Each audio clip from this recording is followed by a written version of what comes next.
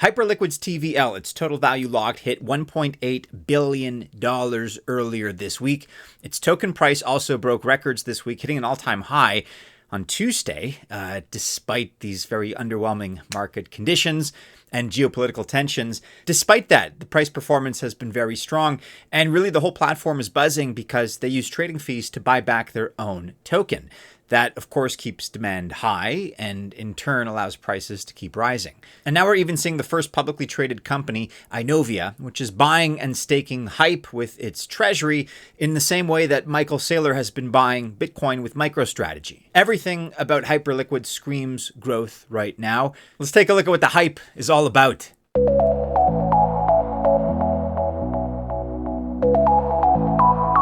Welcome to the channel. My name is Maddie and this is Altcoin Buzz. All the best of luck if you choose to invest, okay? HYPE token or otherwise, if you're in this space, I genuinely wish you well. Just remember though that I'm not a financial or investment advisor, and that means by extension, this video is not official financial or investment advice. All right, let's kick off with a discussion of some of the important metrics that we've been observing here in relation to Hyperliquid, the growing metrics and the positive numbers that we've been seeing.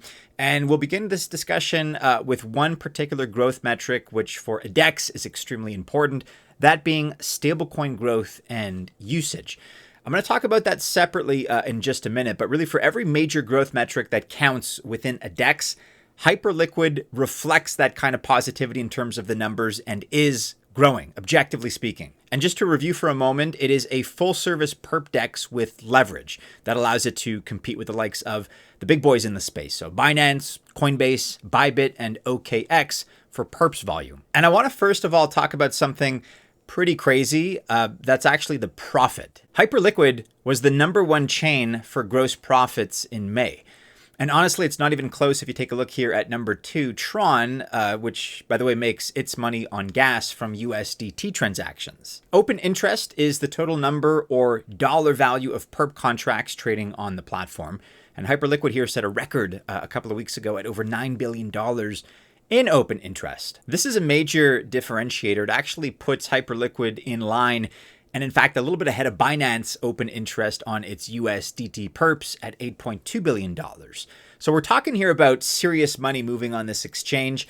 I would argue, or I would suspect at least, that if you haven't been specifically following this kind of stuff, you're probably very surprised by the numbers here behind Hyperliquid. It's just an extreme performer at the moment. And there are a few variables at play here making that happen, but really the number of people trading and the number of trades processed on the exchange are particularly relevant. Those numbers have gone parabolic since January. It is up over 100% year to date from the total of all previous trades before January 1st. So you can forget the James wins and the whales, maybe the wannabe whales. This many people making this many trades so far in 2025 just means that many small traders are trading on Hyperliquid, and at the end of the day, that volume in terms of many smaller fish is more important. All the whale trading really shows is that the DEX is active enough and liquid enough to absorb those big trades. That's also good to know. And, I think as a consequence, Binance is paying pretty close attention to what Hyperliquid is doing right now. And Binance ought to be paying attention because right now we have a DEX where the chain is making more money than every other blockchain.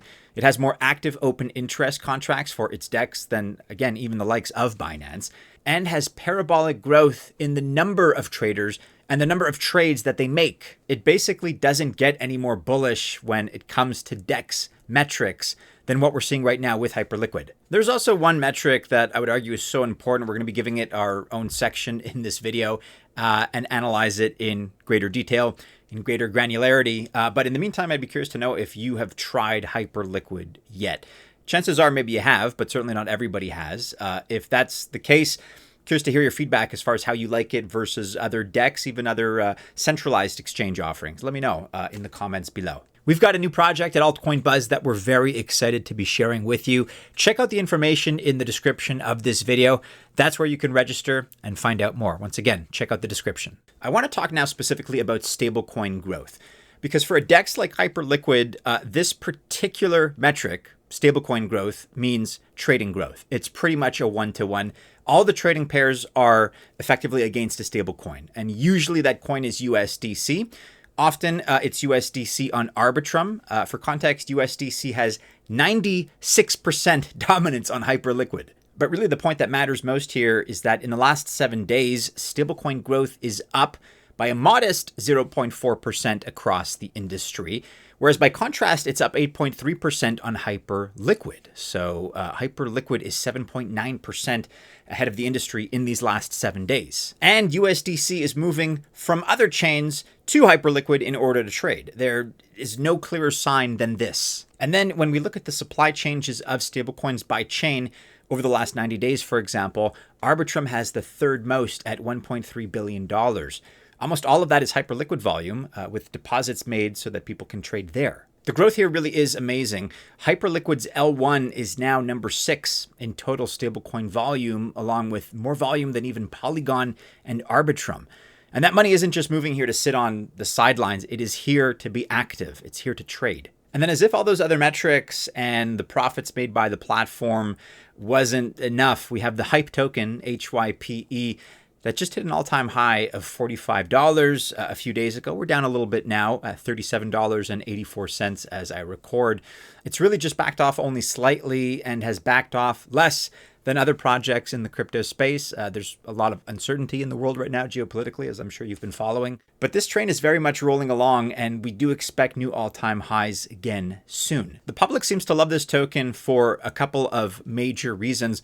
Number one, they get a piece of the profits, of course. And number two, the token is actually reflecting the platform's growth and success. Hype holders get a significant piece of the platform's profits, like really significant. It's 97%. That's true alignment right there between the operation of the project and its token holders. This is a unicorn in the space. We love seeing this. But then, of course, the token also reflects the growth because on every trade, remember that some hype is bought back and burned. And this is an aggressive burn program.